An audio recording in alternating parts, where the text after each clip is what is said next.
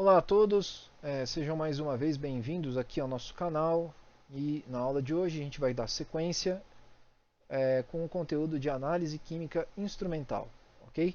E na aula anterior nós vimos o que era luz, hoje a gente vai começar a estudar uma metodologia específica de análise que é a espectrofotometria de absorção molecular, tá? Conceitos e depois a gente falar um pouquinho sobre o aparelho em si, princípios de funcionamento, peça a peça. Essa aula vai ser dividida em duas, porque a quantidade de conteúdo que nós temos é grande. Então, peço para vocês um pouco de paciência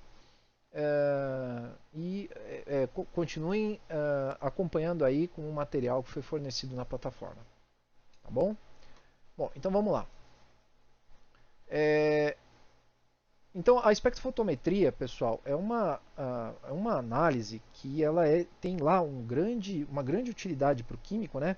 Pela praticidade que ela tem, pelo grau de confiabilidade e pela simplicidade que tem para se fazer. Tudo bem? Nós já havíamos falado anteriormente no primeiro vídeo de introdução, né, falado um pouquinho sobre esse princípio, sobre essa técnica. Hoje a gente vai se aprofundar um pouquinho mais. Tá? Então, o que é? Técnica de determinação da concentração de espécies químicas mediante a absorção de energia radiante, que no caso é a luz. Então, a luz é uma fonte de energia, conforme vimos no slide na videoaula passada, caracterizada pelos diversos comprimentos de onda e que apresenta a propriedade de interagir com a matéria, sendo que parte da sua energia é absorvida pelos elétrons da eletrosfera dos átomos constituintes das moléculas. O princípio da espectrofotometria é deixar incidir luz em uma molécula e detectar a quantidade de luz que foi transmitida pela espécie. Então, o instrumento usado na espectrofotometria UV visível é chamado de espectrofotômetro. Uma amostra é inserida no caminho óptico do aparelho e a luz UV e ou visível em um certo comprimento de onda é incidida na amostra e o espectrofotômetro mede o quanto de luz foi transmitida, ou seja, a luz que não foi absorvida pela amostra. Então, a absorção da radiação depende da estrutura da molécula e é característica para cada substância química. A cor da substância se deve à absorção de certos comprimentos de onda da luz branca que incide sobre elas, deixando transmitir os nossos olhos apenas aqueles comprimentos de onda não absorvidos. Então aqui, pessoal, a gente tem aqui uma tabela para a gente ver quais são os tipos de radiação e quais que são visíveis para a gente. Tá? Então observem que nessa tabela aí ele começa a mostrar desde comprimentos de onda com picos, distância entre picos muito pequenos, né, que são os raios cósmicos, né, radiação do background de criação do nosso universo. E ele está lá com 1 picômetro, é muito pequeno. Tá? A gente vai aumentando, temos raios gama, raios X, ultravioleta. Pessoal, dá uma olhadinha aí na pequenez que é a visão nossa, né? O que a gente de fato enxerga da luz, tá? De uma radiação eletromagnética. É muito pouco. Tá? Existem espécies de insetos, alguns mamíferos e alguns animais de uma maneira geral que têm a capacidade de perceber, né, de receber a radiação em outros comprimentos de onda. Então, algumas criaturas que enxergam calor, elas conseguem enxergar um comprimento de onda um pouquinho maior, né, do infravermelho. E a gente sabe que alguns insetos também são sensíveis a outros comprimentos de onda. Tá? Certamente porque a natureza, né, a evolução dessa espécie, viu algum ser veio com esta capacidade, esta mutação, levou vantagem sobre os outros e conseguiu levar à frente esta adaptação genética que aquele ser teve. Tá? E aí, continuando, você tem, depois do infravermelho, você tem as microondas, né? Aí você tem os sinais que antigamente a gente dizia que eram sinais de emissão, né, de recepção de aparelhos de TV, de rádios e etc. Depois, ondas curtas, ondas médias, ondas longas, tá bom? Bom, pessoal, isso põe em perspectiva a nossa pequenez ante o universo, né? Quando um feixe de luz policromática, que a gente chama luz branca, incidir em um objeto, este meio material irá absorver certos comprimentos de onda, transmitindo os comprimentos de onda não absorvidos, os quais são percebidos como uma cor. Esta radiação transmitida é definida como complementar à cor absorvida. Então a gente tem uma tabela também aqui, pessoal, onde a gente mostra a cor e a cor complementar, ou seja, a cor que ela foi absorvida e que a gente está vendo. Tá? Então, a cor de um objeto é devido aos comprimentos de onda transmitidos, os demais comprimentos de onda são absorvidos. Então podem ver aí, pessoal, que, por exemplo, se vocês enxergam vamos supor, alguém com uma blusa azul. Se vocês observam alguém com uma luz azul, pessoal, a cor complementar dela é amarela, ou seja, ele está recebendo a luz branca está sendo absorvida, e a única cor que não está sendo absorvida, que está sendo refletida, é a luz azul. Então, no caso, se você considerar a cor verdadeira daquele objeto, cuja a transmissão é azul, diríamos então que a cor daquele objeto é amarelo. Tá? Então, isso meio que mexe um pouco com a nossa cabeça, né? Toda vez que você vê alguém vestido todo de preto, a pessoa que está vestindo uma cor preta, ela na verdade está absorvendo todos os comprimentos de onda que estão sendo emitidos. Uma pessoa vestida com uma roupa branca, aquela cor branca está refletindo todos os raios de luz que estariam sendo incididos sobre ele. Então olha só que interessante. Se você analisar o objeto, um objeto de cor que aparece ser branco, na realidade ele é preto, né? Porque ele não está absorvendo nenhuma cor. Tá? E vice-versa com a roupa preta. Se ela está absorvendo todas as cores, quer dizer que aquele objeto é branco. Tá?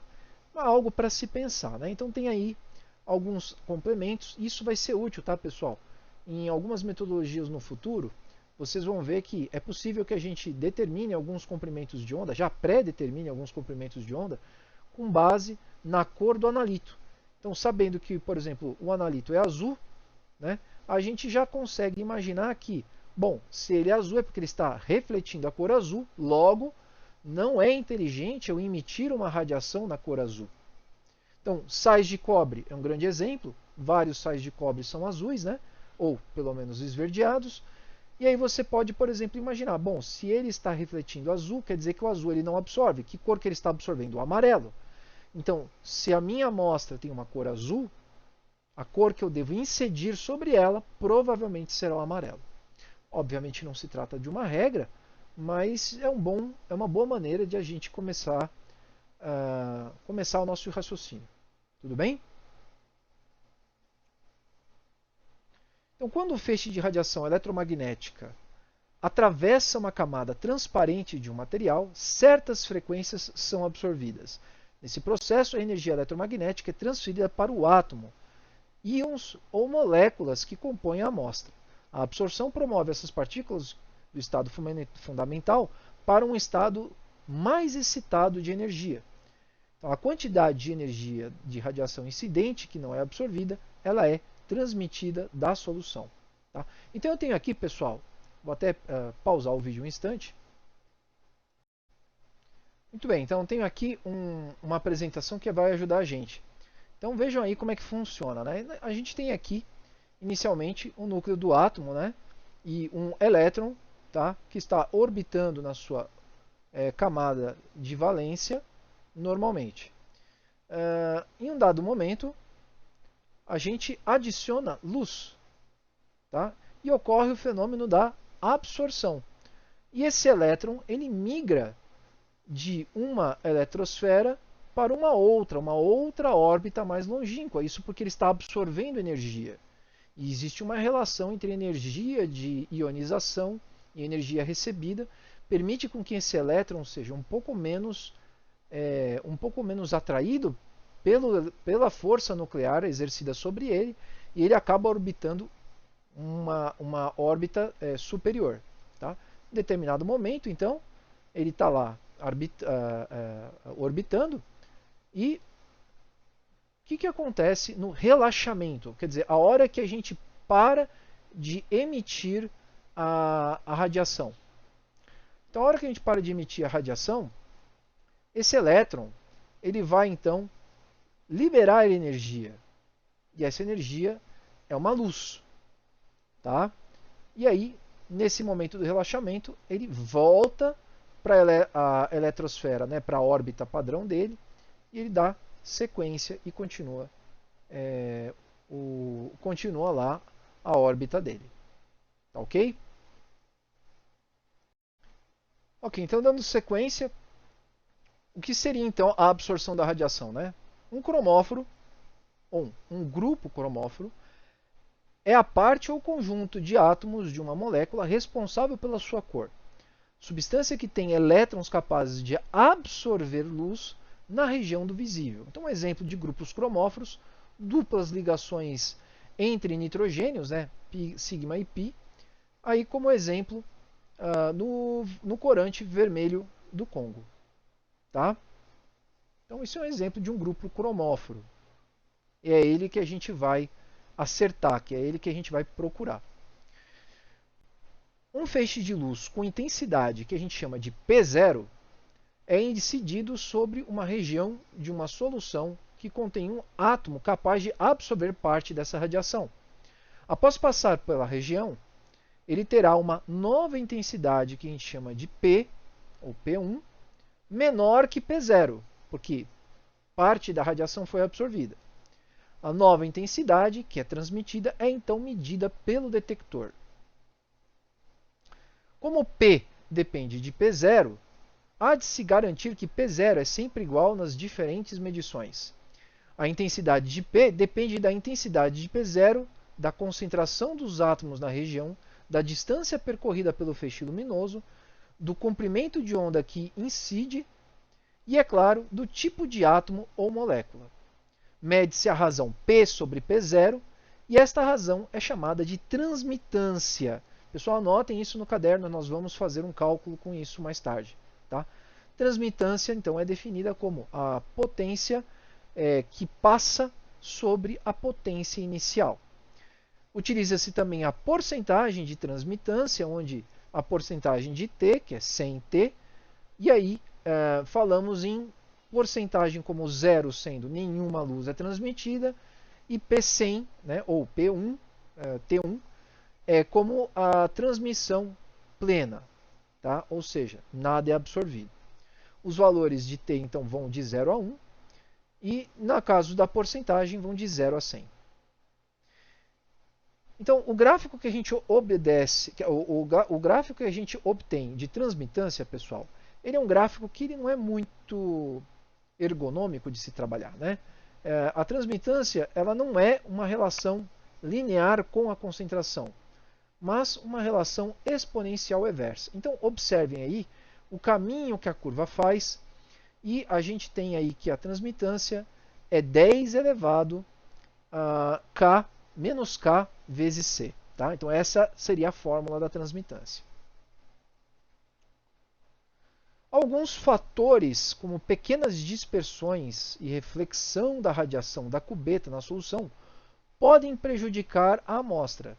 Então, por exemplo, tenta imaginar aqui riscos, né? A gente vai falar um a um cada um desses casos, né? Mas imagine que riscos, manchas, tudo aquilo que impede que a radiação chegue até a amostra e seja absorvida, vai atrapalhar. É claro que nós não temos como evitar de perder parte da radiação incendida, porque o vidro, ele, por menor que seja, ele acaba captando um pouco dessa energia, mas o que a gente tenta fazer é tentar usar um material que absorva, né, que interaja com esse comprimento de onda da menor forma possível, para que não impacte tanto na análise. Então, Solução. A leitura da solução de interesse é feita contra uma solução conhecida como branco. A solução branco contém todas as espécies que fazem parte da solução, com exceção dos átomos ou moléculas absorventes, que é a espécie de interesse ou o analito. Então, é usada para definir a absorbância zero. Então, a absorbância do branco a gente zera, né, a gente tara ele, e utiliza-se essa solução em comparação com a solução da amostra. Garante-se que todos os sinais de absorbância são resultantes do analito. Então, é uma boa estratégia. Você tem lá uma amostra e você tem alguns compostos nessa amostra que não são de interesse, mas que podem interferir. Então, uma maneira muito inteligente que a gente tem de fazer é pega-se aquela amostra, reproduz ela sem o branco, sem o analito, mede-se o comprimento de onda, a quantidade de energia absorvida através da absorbância, e depois você faz a leitura com a amostra e faz a diferença. A diferença entre o valor absorvido no branco e o valor absorvido pela amostra é apenas o resultado do analito. Tá? Então, agora, pessoal, chegou o momento que a gente mais gosta, que a gente mais espera, né? Que é falar da lei de Lambert-Beer. A lei de Beer, como também é chamada, ela, na verdade, é uma maneira que a gente tem de estabelecer uma relação entre as três funções daquilo que importa, né? Daquilo que muda a transmitância e a absorbância de uma amostra.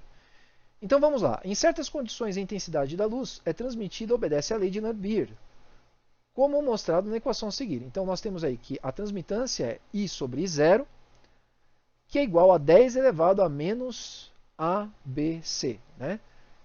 A sendo a constante característica do soluto, que é a absortividade, B a distância que a luz percorre e C a concentração da solução. Tá? Como eu tinha dito que a transmitância não é muito ergonômico de se trabalhar, a gente pode fazer o seguinte. O valor da transmitância pode ser convertido em absorbância e a absorbância, pessoal, ela estabelece um gráfico linear com relação à concentração. Tá? Então, a absorbância é menos o log da transmitância. Tá? Como a lei de Lambert-Beer é válida, a absorbância A é igual a epsilon BC e é proporcional à concentração, tornando o espectrofotômetro um medidor de concentração seletivo para a molécula que tem o pico de absorção no comprimento de onda sob o estudo. Então, a absorbância seria então, a absortividade molar vezes o percurso óptico em centímetros vezes a concentração do absorvente, né, em mols por litro. Tá? E aí temos uma característica. Na equação anterior, a gente tinha dito que a absortividade molar ela podia ser expressa com a letra A, mas quando nós falamos em concentração molar e vamos falar em absortividade molar, tá, que é por mol, aí a gente acaba mudando a letra de A para epsilon apenas para especificar. Tá? Então, a equação é base matemática da análise quantitativa na espectrofotometria de absorção. Então, vamos ver as validades, né? Os momentos em que a gente pode considerar a lei de Beer. Então, quando os efeitos de espalhamento, reflexão e refração são desprezíveis, pois são compensados pela utilização da solução em branco. A concentração do soluto é pequena o suficiente para que as moléculas dissolvidas atuem de forma independente e o caminho óptico a ser percorrido é constante. Então, se essas três condições forem estabelecidas, a lei de Beer é válida. Tá? Então, através da lei de Beer, observa-se que a absorbância de uma determinada espécie é diretamente proporcional à concentração do analito. E se é uma reta, é mais fácil de trabalhar. Tá? Temos aqui um exemplo de uma leitura feita de concentração de íons de cádmio em uma amostra, onde mostra aqui que a concentração crescente mostra uma resposta linear com a absorbância da amostra. Então, o que é o espectro de absorção? Tá? Para a gente entender agora como que funciona essa região, esse fenômeno de absorção de luz. Então, o espectro de absorção fornece informações qualitativas e quantitativas sobre o método estudado. A primeira etapa do desenvolvimento de um método espectrofotométrico para a determinação de uma espécie de interesse presente no meio é a obtenção do espectro de absorção. Pessoal, o que é esse espectro de absorção? Bom, basicamente, a gente tem aquela tabela lá no início da videoaula em que a gente viu que a gente pode deduzir mais ou menos qual é a cor que vai ser mais absorvida pela amostra. Tá? No entanto, algumas vezes a cor que a gente coloca lá ela é tão sutil que a gente não consegue fazer uma diferenciação. Tá? Então, o que a gente faz? A gente faz uma varredura do espectro. A gente procura, dentro de toda a capacidade do equipamento, qual absortividade, qual comprimento de onda em que aquela amostra mais absorveu luz. Tá? Então, apenas para continuar. O espectro é montado fazendo-se a leitura da absorbância da amostra, contendo o analito padrão em diferentes comprimentos de onda. Com o espectro em mãos, observa-se que o valor de comprimento de onda no qual a espécie apresenta maior valor de absorbância, então, a partir deste valor, de y, é que serão feitas as leituras de absorbância para a construção da curva de calibração. Então, vejam aqui um exemplo que nós demos, e que, nesse exemplo aqui, o pico máximo de absorção está ali próximo dos 560 nanômetros. A gente pode até dizer que seria 561, talvez, mas ele também tem um segundo pico ali entre 590, 589, 588, etc. Tá? Então, vejam que uma mesma substância pode absorver luz de forma diferente se a radiação que está sendo incidida variar. Tá? Então, não é obrigatório que uma única substância tenha um único pico de absorção. Algumas técnicas analíticas que nós vamos ver, inclusive utiliza esses segundos picos de absorção para fazer uma diferenciação quando existem interferentes dentro da minha amostra. Tá? Então, a calibração determina a relação entre a resposta analítica e a concentração do analito. A calibração de uma metodologia pode ser feita basicamente por dois métodos, que é o método da curva de calibração e o método da adição. Então, nós temos aqui como é que é o método da curva de calibração. E é um método muito próximo daqueles que nós estudamos na nossa primeira aula. Tá? Padrões externos são empregados para calibrar instrumentos quando não há efeitos interferentes advindo da matriz. O que é a matriz, pessoal? É tudo que está na amostra menos o analito. Tá? Uma espécie, ou uma série de padrões externos contendo o analito em concentrações conhecidas é preparada. Então vamos supor, como o exemplo que eu dei lá na primeira aula, eu pego lá e crio 5, 6 soluções de hipermanganato. Tá? Cada uma com uma concentração diferente. A calibração é realizada pela obtenção do sinal de absorbância como função da concentração conhecida no analito. Então, o que eu vou fazer? Eu vou medir cada uma dessas soluções que eu preparei, eu vou medir esses valores no espectrofotômetro e obter os pontos. Tá? Essas medidas são feitas no comprimento de onda de máxima absorção do analito e colocadas numa tabela. Mesma tabela que nós vimos, tá, gente? Então, uma curva de calibração, que é a curva analítica, é então preparada construindo-se um gráfico a partir dos dados e traçando-se em seguida a melhor reta que passa por esses pontos, ou ajustando-os à equação matemática adequada. Pessoal, a equação que faz esse tipo de consideração ela é um tanto quanto complicada. Ela existe, mas hoje em dia nós temos uma ferramenta que é o Excel, que vai fazer a mesma coisa em muito menos tempo. Tudo bem? Então, a maneira como a gente faz a curva, que melhor traça pelos pontos, é aplicando a curva de tendência. Tá? A gente vai falar sobre ela um pouquinho mais para frente. Então, dá uma olhada aí, pessoal, nos dados que a gente obteve no exemplo que a gente passou. Então, relaciona a variação do valor de absorbância do complexo com a variação da concentração de cádmio numa solução tamponada com pH 9 e um comprimento de onda de 560 nanômetros, com um percurso óptico de cubeta de 1 centímetro. Então vejam que foram preparadas aí diversas soluções, tá? Com 20, 25, 27, 30, 35, 40, 50, 60 e 70 micromolar. Tá? E aí a absorbância lida em relação a cada uma dessas concentrações. Então, com esses valores, a gente pede para o Excel traçar um gráfico de dispersão de pontos e, na sequência, a gente pede para ele, com esses pontos, adicionar uma linha de tendência. Essa linha de tendência é uma linha de tendência, no caso, linear. E veja que ela não passa exatamente por cima de todos os pontos, mas ela está bem próxima. Tá? Então, o próximo passo é fazer a leitura da absorbância da espécie, que não se conhece, a concentração. Então, depois que você construiu a sua curva de calibração com as soluções que você conhece a concentração, é você realizar a leitura da amostra. A leitura da amostra vai te dar uma leitura de absorbância. Tá? Então, a partir do valor de absorbância lido do espectrofotômetro, esse é ajustado na curva analítica da seguinte forma. No ponto em que corresponde o valor da absorbância, uma reta é traçada até a curva analítica. Na sequência, uma outra linha vertical é traçada. Neste ponto, até tocar o eixo X, que corresponde à concentração de uma espécie de interesse, e neste ponto, o eixo X, encontra-se a correspondente concentração da espécie naquele meio. Então, basicamente, o que nós temos aqui, deixa eu ver se eu consigo, com uma caneta, exemplificar, né? Aqui, apontador laser.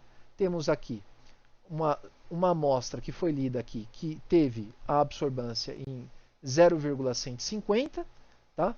Ocorre uma projeção deste ponto na curva de tendência e, posteriormente, esse ponto que foi encontrado, refletindo-se no eixo X, me mostra a concentração dela.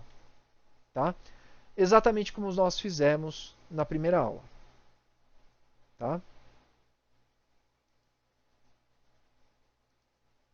Então, agora, pessoal, talvez valha a pena a gente falar um pouquinho sobre a qualidade dessa curva, né, que é o método dos mínimos quadrados, melhorar a exatidão. Para obter a equação da reta, substituindo-se o valor da substância, de valor de absorbância em Y e encontrar o valor de concentração em X, é uma mera questão aritmética. O que a gente precisa fazer, basicamente, substituir, né, entender que Y é A, né, a absorbância lida, e que X é C, a concentração que a gente quer. Isola-se C através de um artifício matemático e a gente consegue fazer uma leitura. Notem que a leitura que a gente teve é bem próxima da leitura feita aqui no gráfico. Tá? Claro que o método matemático sempre vai ser muito mais preciso. Tá? E o método da adição de padrão. Então, a adição de padrão, pessoal, apenas fazendo dando um pequeno spoiler aqui, né? Ela tem várias utilidades. Tá? O principal meio que a gente vai ver aqui é quando o efeito de matriz da amostra é complexo demais para ser reproduzido no laboratório e a gente precisa, então, fazer o método de adição de padrão. Uma outra metodologia em que a adição de padrão ela também é útil é quando você tem uma amostra que tem uma quantidade, um limite de detecção, uma concentração molar inferior ao limite de detecção do aparelho, e aí o que a gente faz é, adiciona-se uma quantidade conhecida do analito, eleva-se a concentração e subtrai depois a quantidade lida da quantidade adicionada. Tá? Então, com isso, a gente consegue estabelecer uma relação e descobrir quanto de amostra tinha. Algumas outras situações o método de adição também é útil, mas eu acho que esses dois principais são os mais importantes que devem ser sempre lembrados. Tá? Então, o método de adição de padrão é muito útil no efeito onde as matrizes complexas, né, as amostras possuem matrizes complexas. Matriz é o efeito no qual se encontra a espécie de interesse que será analisado. Então, coisas que não podem ser reproduzidas no laboratório com uma solução padrão. Sangue, tinta, solo, leite, bebidas, entre outras. Todos esses fluidos biológicos, gente, eles são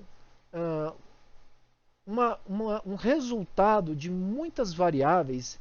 É impossível você reproduzir, por exemplo, medir a quantidade de cálcio que tem no leite, sendo que o próprio leite, a composição do leite, é algo que muda em relação a situação com qual ele foi, primeiramente, obtido, né, de uma vaca para outra, então o leite muda, o pasto que a vaca comeu, a quantidade de umidade que tinha no dia que a vaca comeu, isso também afeta a concentração do leite, a maneira como ele foi pasteurizado, liofilizado, também altera a concentração.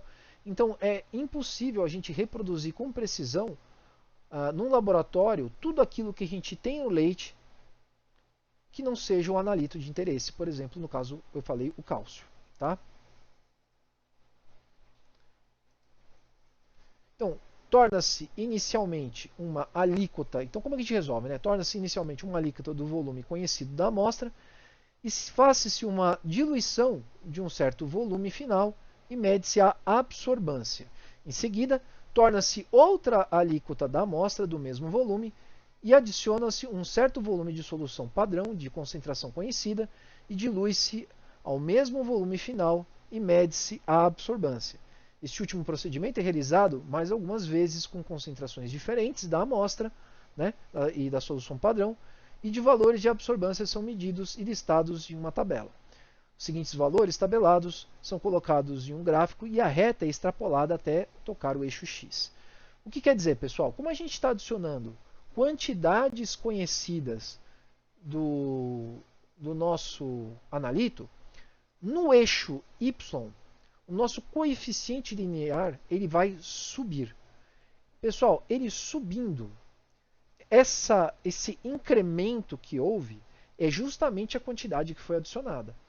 Então, para a gente imaginar qual foi a quantidade que foi adicionada, nós consideraremos então que o y é igual a zero.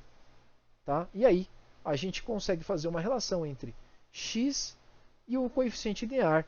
E você vai obter em módulo o valor de x negativo. Óbvio, né, a concentração não será negativa, mas em módulo você vai conseguir obter. Tá? Então, alíquotas no caso aqui, né, alíquotas de 10 ml de uma amostra de água natural foram pipetados em balões volumétricos de 50 ml. Volumes exatos de 0, 5, 10, 15 e 20 ml de uma solução padrão contendo 11,1 ppm de ferro 3 foram adicionados em cada balão, seguidos de excesso de íon de tiocianato para formar um complexo de coloração vermelha. Após a diluição ao volume do balão, as amostras, né, as respostas de absorbância para cada uma das 5 soluções foram respectivamente medidas.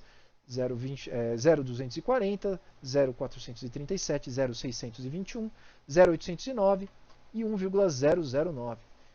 Então, calcule a concentração da amostra.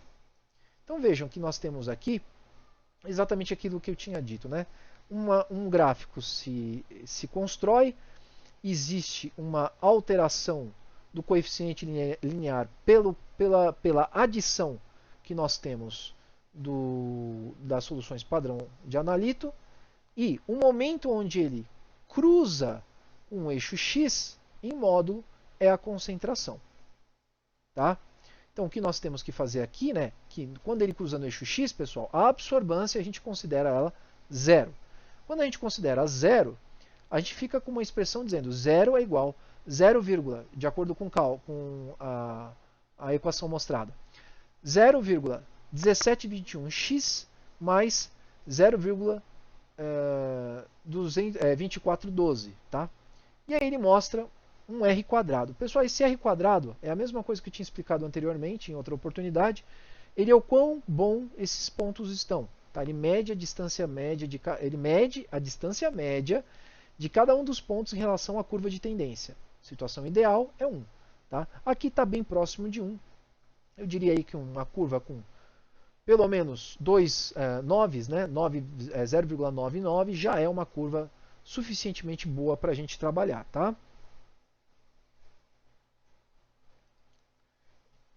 Então, fazendo o cálculo, né, a gente obtém aqui que, considerando em módulo, né, e isolando C, a gente passa o 0,2412 para o outro lado e passamos então 0,1721 dividindo e a concentração que a gente obteve da amostra é de 1,4 ppm. Tá? Essa é a concentração de ferro presente no primeiro balão, no qual não foi adicionado ferro.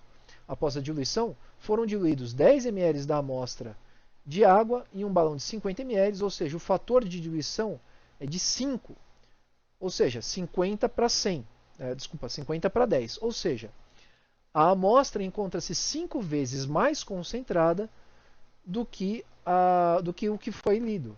Então, na realidade, após a conversão e usando os fatores de diluição, a gente pode dizer que a concentração da amostra ela é de 7 ppm, que é 1,4 vezes 5. Tá? Lembrando, esse fator de diluição ele tem a ver com o quanto que você está diluindo a amostra, quantas vezes. Então, se você pegou 10 ml de 50, ela está 5 vezes diluída. Então, a concentração que você está obtendo é referente a uma dissolução 5 vezes diluída. Quando você faz esse cálculo de consideração, né, que é o fator de diluição, você volta a concentração da diluída para a concentrada.